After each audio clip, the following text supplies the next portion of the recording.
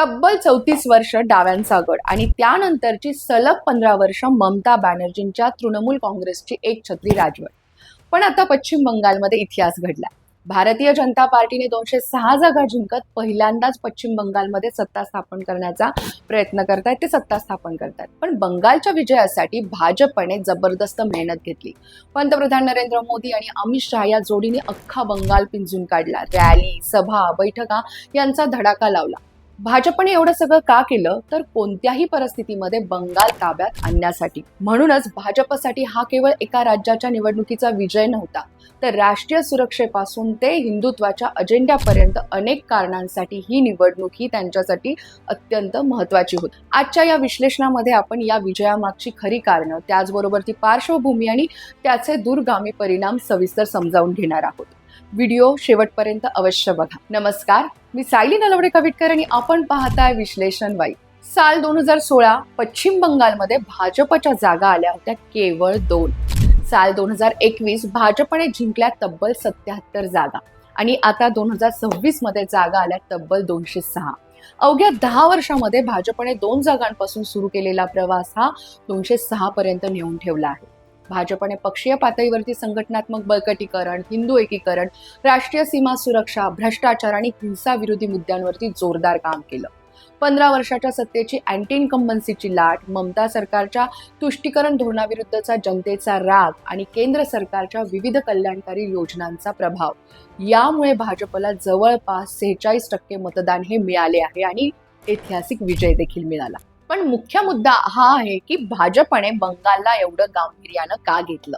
तर देशाच्या राजकारणामध्ये बंगालचं महत्व फार मोठं आहे. आपल्या लोकसभेमध्ये 42 जागांसह पूर्व भारतातील सर्वात मोठं राज्य असल्यानं इथली सत्ता मिळवणं हे भाजपसाठी धोरणात्मक दृष्ट्या खूप गरजेचं होतं. भौगोलिक दृष्ट्या चिकन नेक म्हणजे सिलिगुरी कॉरिडॉर हा संपूर्ण पूर्व भारताचं रक्षण करण्यासाठी अत्यंत संवेदनशील भाग आहे. कोलकाता हे पूर्व भारताचं बौद्धिक आणि सांस्कृतिक केंद्र मानलं जातं. बंगाल जिंकल्यामुळे भाजपची पकड ही पूर्वेकडील राजकारणात मजबूत झाली आहे आणि त्याचबरोबर ती विरोधकांच्या इंडिया आघाडीला देखील मोठा जबरदस्त धक्का बसला आहे. राष्ट्रीय सुरक्षेच्या दृष्टीने पाहिलं तर बंगाल हे भाजपसाठी अत्यंत महत्वाचं होतं. बांगलादेश सीमेवरील अवैध घुसेखोरी, डेमोग्राफिक बदल, रोहिंग्यांच्या समस्या आणि त्याचबरोबर ती सिलिगुरी कॉरिडॉर मधील संवेदनशीलता यामुळे हे राज्य हे राष्ट्रीय सुरक्षेच्या दृष्टीने अतिशय महत्वाचं आहे. ममता सरकारवरती सीमा सुरक्षा आणि त्याचबरोबर ती तुष्टीकरण धोरणामुळे दुर्लक्ष केल्याचे आरोप होते.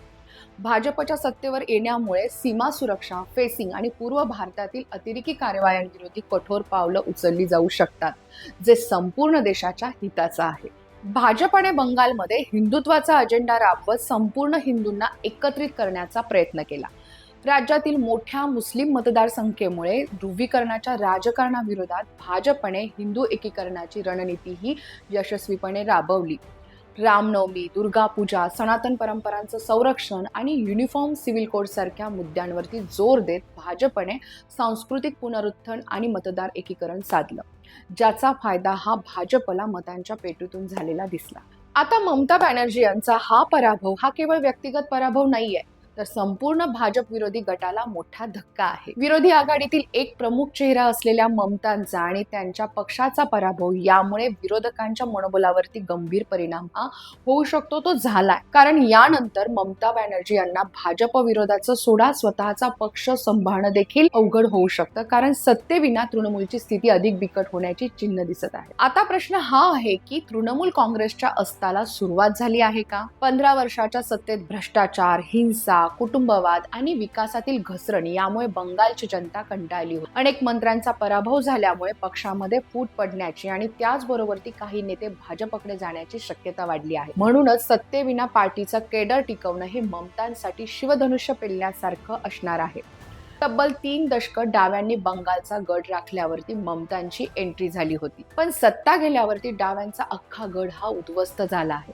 आज बंगालमध्ये हाताच्या बोटांनी मोजता येतील एवढेही डाव्यांचे आमदार नाहीयेत. अशी अवस्था ममता यांच्या तृणमूल काँग्रेसची देखील होऊ शकते. भाजपला हा विजय आणखीन एका कारणासाठी महत्वाचा होता, कारण या विजयाचं आणखीन एक भावनिक कारण आहे. ते कारण म्हणजे डॉक्टर श्यामाप्रसाद मुखर्जी यांची जन्मभूमी. भाजप आणि जनसंघाचे संस्थापक, एक देश एक विधान एक निशाण या घोषणेचे प्रणेते आणि काश्मीर मुद्द्यावरती बलिदान दिलेल्या श्यामाप्रसाद मुखर्जी यांच्या जन्मभूमीमध्ये भाजपची सत्ता नसणं ही पक्षासाठीची दीर्घकाळाची सल होती. आता ती सल देखील भरून निघाली आहे. याशिवाय बंगालचं आर्थिक महत्त्व, कोलकाता आणि हल्दिया बंदर, औद्योगिक क्षमता, कृषी आणि डबल इंजिन सरकारमुळे होणारा वेगवान विकास, महिला युवक मतदारांचा पाठिंबा आणि RSS म्हणजे संघाचं दीर्घकाळाचं सांस्कृतिक कार्य, यामुळे हा विजय हा आणखीन मजबूत झालेला आहे. निष्कर्ष काढायचा झाल्यास बंगालचा हा विजय हा भाजपसाठी ऐतिहासिक आणि बहुआयामी आहे. मात्र नव्या सरकारसमोर सांप्रदायिक तणाव नियंत्रित ठेवणं, विकास कार्य वेगानं राबवणं आणि सर्व घटकांना न्याय देणं ही मोठी आव्हानं आणि जबाबदारी आहे. हा विजय हा केवळ भाजपचा नव्हे तर बंगालमधील जनतेच्या परिवर्तनाचा निर्णय आहे. आता भाजपला सबका साथ सबका विकास हे सिद्ध करावं लागणार आहे. आता प्रश्न पुढे काय? तर स्थिर सरकार स्थापन करून सीमा सुरक्षा मजबूत करणं, उद्योग आणि रोजगार वाढवणं, शिक्षण आरोग्य क्षेत्रामध्ये सुधारणा करणं आणि 2029च्या लोकसभेसाठी बंगालला मॉडेल बनवणं हे भाजपचं मुख्य उद्दिष्ट असेल. तर तृणमूल काँग्रेस पुन्हा उभारी घेईल की पूर्णपणे अस्तास जाईल हे पाहणंही तितकंच इंटरेस्टिंग असेल. मंडळी, तुम्हाला काय वाटतं? बंगालचा हा बदल हा भारतासाठी किती महत्त्वाचा आहे? कमेंटमध्ये नक्की सांगा. व्हिडिओ आवडला तर लाईक करा, शेअर करा, चॅनलला सबस्क्राईब मात्र नक्की करा, बेल आयकॉन दाबा. अशा विश्लेषणासाठी विश्लेषण वाईब नक्की पाहत राहा. तोवर जय हिंद, जय भारत.